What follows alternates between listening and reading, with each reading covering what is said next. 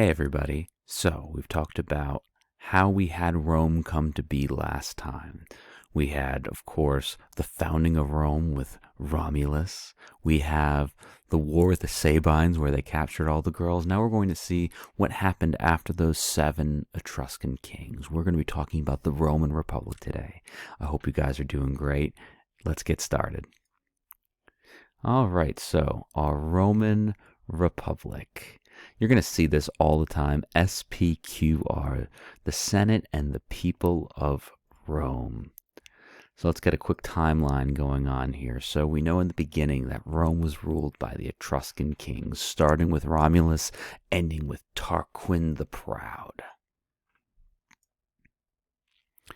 But in 509, sometimes listed as 510, we're going to have the Romans overthrowing the Etruscans and starting a republic, the first republic that we know about.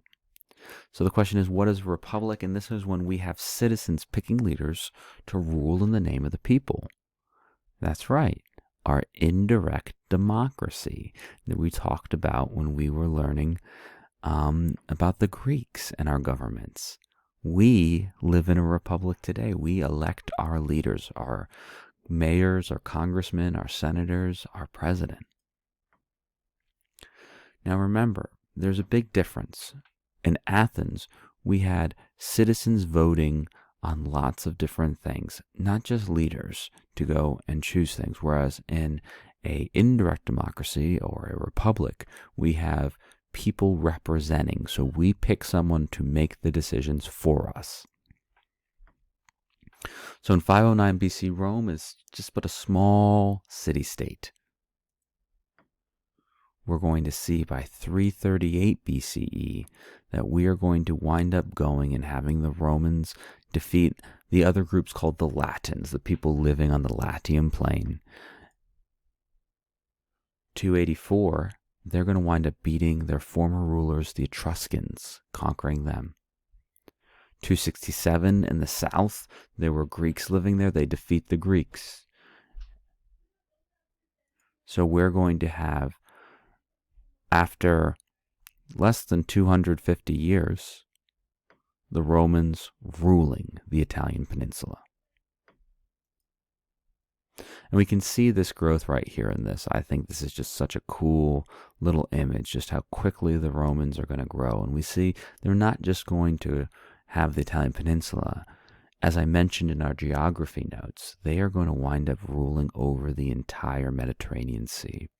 It switched to purple there because they're going to become an empire, and purple is the color of royalty. See, eventually, of course, though, Rome will split into two, and Rome will shrink in the west quite a bit. We'll start 6th grade talking about that light green, the Eastern Roman Empire. Let's move on.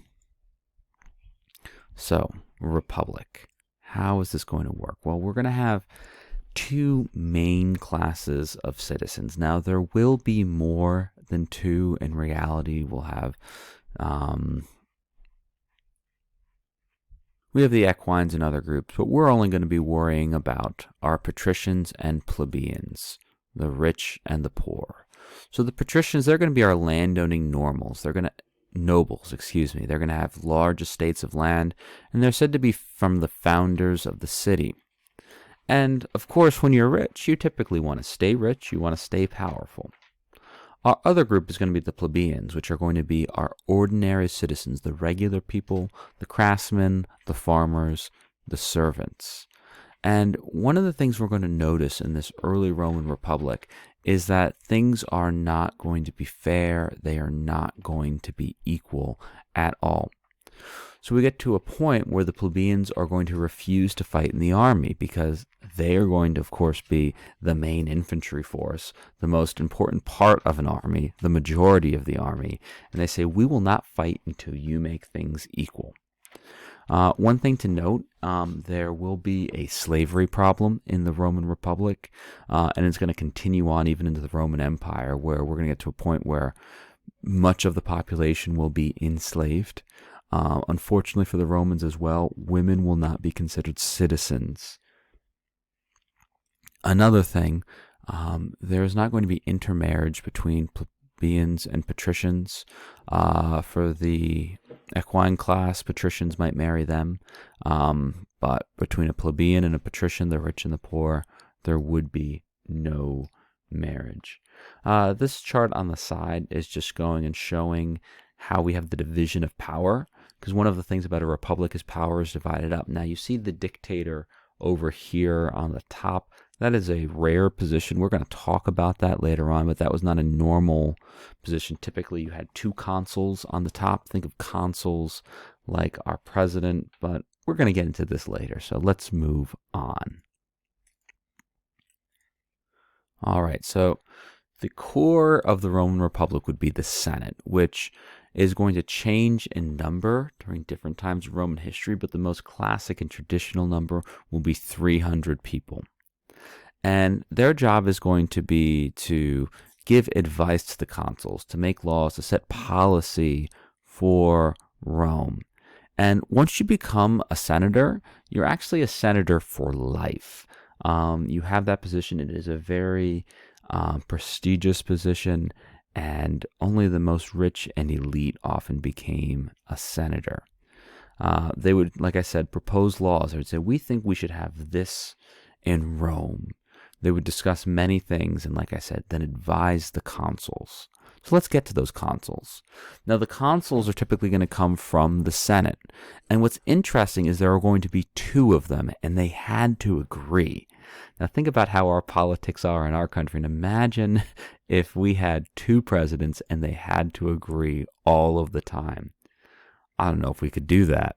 So they had something, the power called the veto, and the veto means I forbid.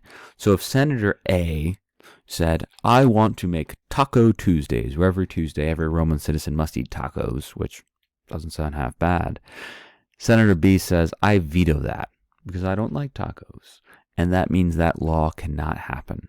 So the Senate had to give advice to the consuls, propose laws, and then the consuls had to agree to make that a law. Another important job of the consul, of course, was governing the city of Rome. They were also military leaders. They were generals. And we're going to see that this is going to get Rome in some sticky situations, because one of the really interesting things about the consuls, they were elected for only 1 year. Now, one of the things we're going to notice here is that the Romans are going to be super afraid of kings. So we had these cruel Etruscan kings ruling Rome, and they don't want anyone to have that power. So they have two executive branches. That's basically what a king would be, the executive branch. And so they have two of them, and they can only serve for 1 year, and they can't serve for consecutive years, meaning back to back. Now they can take a year off and then get elected again, but they are trying to keep no man from becoming so powerful that they could become king. So we have our Senate, we have our consuls. Next we get to our magistrates, which their main job is going to be a judge, but they are also going to make sure that the money of the republic is going to be used well. And they, of course, after they're done serving their term, are going to go back to the Senate.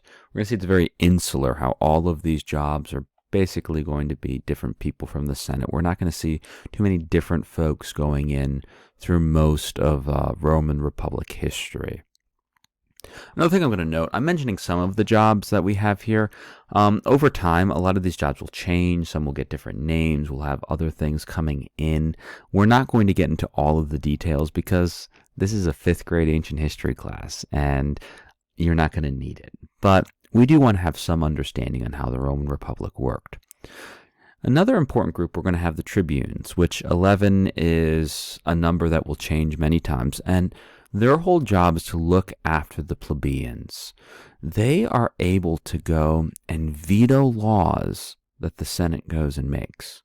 That's right. So if we see that our patricians are continually going and making laws that discriminate against plebeians, they can stop that from happening. So this is going to be an incredibly important role, the tribune. We mentioned this earlier. We're also going to have the role of a dictator. Now, this is not going to be a constant role. This was in case of terrible emergencies, which we'll talk about some emergencies later on. And it's one person, and they have unlimited power for 6 months. They can do anything. They don't have to worry about the Senate, consuls, magistrates. Often the dictator is from a consul or a former consul. But here's the expectation. When the crisis was over, they were supposed to give up the power. When the crisis was done, they were expected to surrender it and go and have Rome restored to what it should be. So let's talk about the most famous of all the Roman dictators. So we have Cincinnatus. Now, Cincinnatus is going to be a consul. He's going to be a good consul. People are going to respect him, although he did go against the rights of plebeians.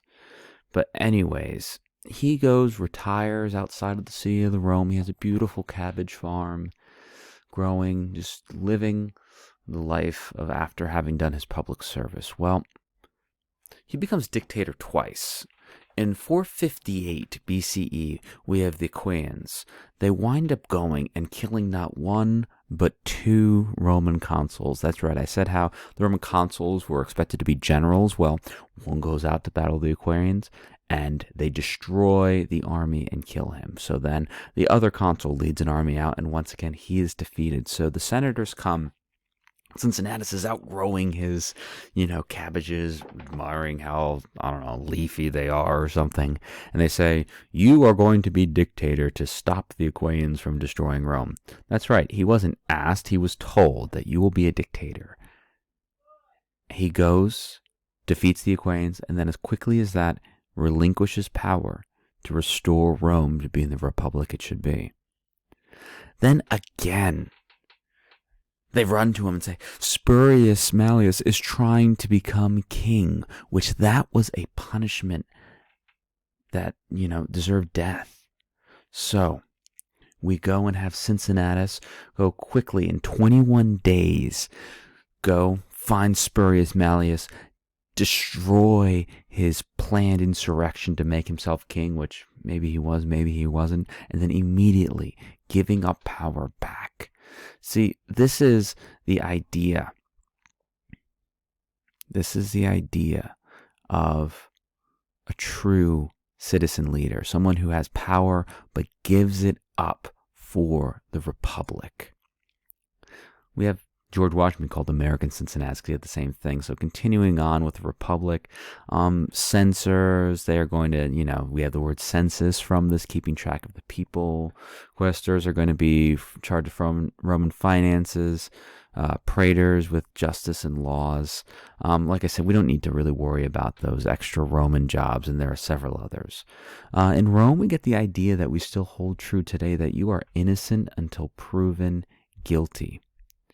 We have the assembly where citizens could vote. We talked about this, how the plebeians went on strike. And this is where we're going to go and see the plebeians are going to say, we are not fighting. So they go outside of Rome, sit on the Palatine Hill right near the Forum, and they stay there. Now think about it. They're the fighting force, the army. So they're probably armed, and they say, we are not fighting for you. This is a dangerous situation. And eventually we're going to wind up having something called the Law of the 12 Tables, which we see pictured here, which means the Senate no longer could veto laws made by the assembly, the regular people, and that plebeians could marry patricians. How nice. And it winds up going and making it so that our patricians and plebeians could have public office. So this is going to be our crash course on the Roman Republic. I hope you guys enjoyed it. I really miss you all. I hope that you guys have a great rest of your day. Have lots of fun, learn lots. Feel free to like, subscribe, hit that notification so that you can see when a new video is up, besides when I just pass it on the Google Classroom. Have a great day. Bye.